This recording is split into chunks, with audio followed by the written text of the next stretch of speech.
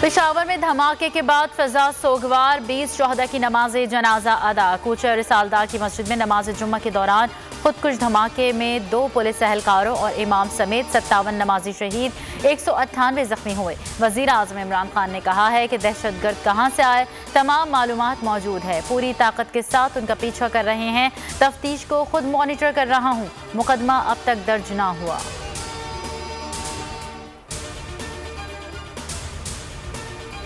Mission हुकूमत गिराओ peoples party के काफिले का साहिवाल में पड़ाव। मार्च उकाड़ा और पत्तुकी से होता हुआ आज लाहौर में दाखिल होगा। गुज़िश्ता रोज बिलावल भुट्टो ने खिताब में कहा, अवाम की ताकत देखकर कठपुतली की टांगें कांप रही हैं। हुकूमत दहशतगर्दों के सामने झुक चुकी है। नेशनल एक्शन प्लान पर अमल न होने से दहशतगर्दी में इजाफा हुआ।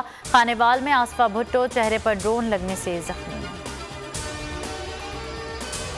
पीटीआई के सिंध हुकूक मार्च का टंडो जाम में डेरा, अगली मंजिल हैदराबाद होगी। सिंध में पढ़े लिखे नौजवानों को आगे लाएंगे, करप्ट वजीरों से आज़ाद करवाएंगे। वजीर खारजा शाह महमूद कुरैशी का खिताब, कहा सिंध पीपल्स पार्टी के हाथों में गिरवी है। FATF का पाकिस्तान को जून तक ग्रे लिस्ट में बरकरार रखने का फैसला। पैटफ इजलास में जून तक अहदाफ हासिल करने का वक्त दे दिया। पाकिस्तान ने 27 में से 26 नुकात पर अमल कर लिया। जून में पाकिस्तान की कारकर्दगी का जायजा लिया जाएगा। पाकिस्तान पैटफ के एक्शन प्लान पर अमल दरामद के लिए पुरअज़्म।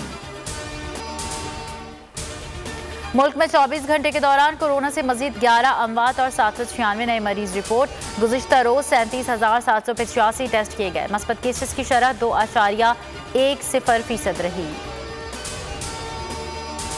रूस की यूक्रेन के मुख्तलिफ शहरों में पेशकदमी जारी। यूक्रेन के सबसे बड़े जौहरी प्लांट पर हमला, बमबारी से कई अफराद हलाक।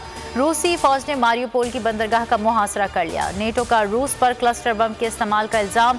यूक्रेनी सदर की आलमी ताकतों से मदद की अपील। मुल्क छोड़ने से मुतालिक खबरों की तरदीद, कहते हैं अवाम के साथ खड़ा हूँ। खबरदार किया कि यूक्रेन तबाह हुआ तो पूरा यूरोप तबाह हो जाएगा। सऊदी अरब के मामले पर सालिसी की पेशकश।